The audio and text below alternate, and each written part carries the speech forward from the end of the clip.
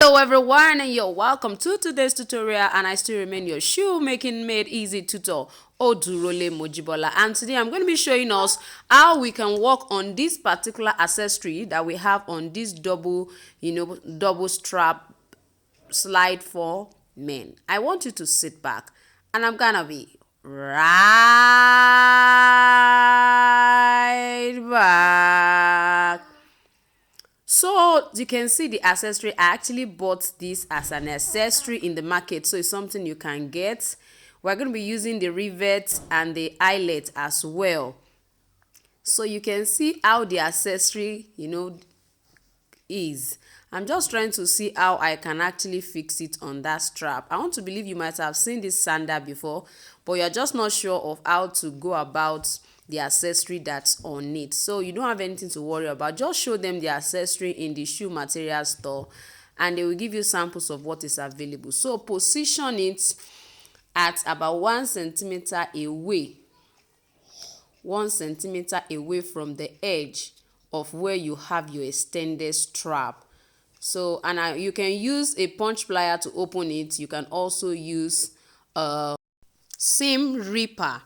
You can also use a seam ripper, yes, to open it. It depends on which of them is convenient for you. So you just go ahead and insert it. Now, before you insert, you need to, of course, while drawing your pattern, you need to have positioned it on top of the lower, the straps. When it comes to the, if you look at the belt, it has two different belts that we are trying to fix together. So before you can say you want to fix this accessory that's on it, you have to first of all hold it together with the strap that is under, I mean the other belt that is under. So you are going to be using a rivet to hold that down first. I don't know if you get what I'm trying to say. I'm going to first of all try to hold it down. This is just to position it and be sure of what I'm going to be doing. So I'm going to be putting in my rivet to first of all hold it together. So that accessory will be covering up that side, so no one is seeing what I used to hold it together. If you want to stitch it down, you can decide to stitch it down, since the accessory is not like you can adjust it. So I'm just using my plier to press down my rivet, which I'm going to be using to hold the two strap.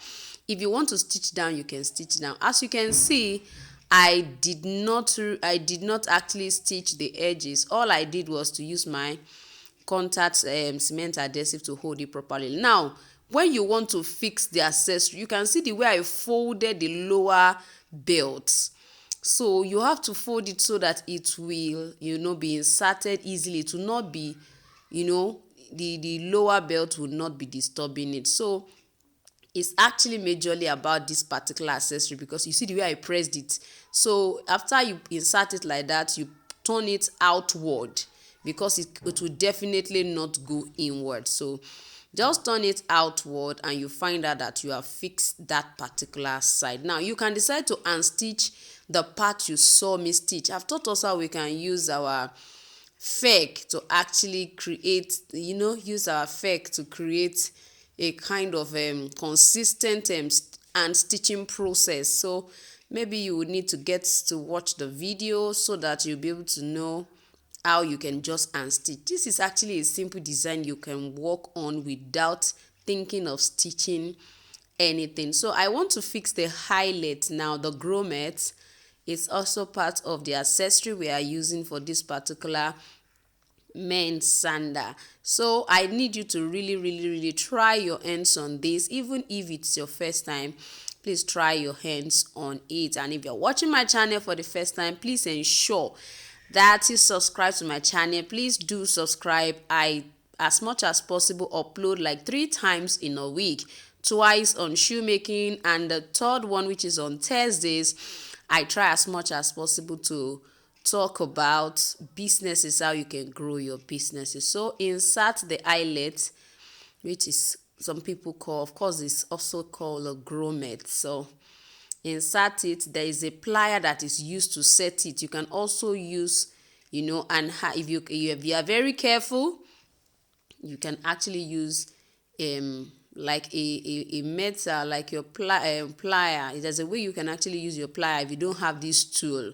there's a way you can actually use your plier or your knife or a metal to actually try to sort it out at the back, but that take a lot of time. So but at least you still achieve the same thing. So, and I told us that we are going to be having a Mule class. It's going to be starting on Monday. If you have registered, congratulations. See you in class. You know I'm always giving you much more than what you pay for. So trust me, this is actually going to be a bump for as many of us who have already registered. If you have not registered, you can still register if you are interested.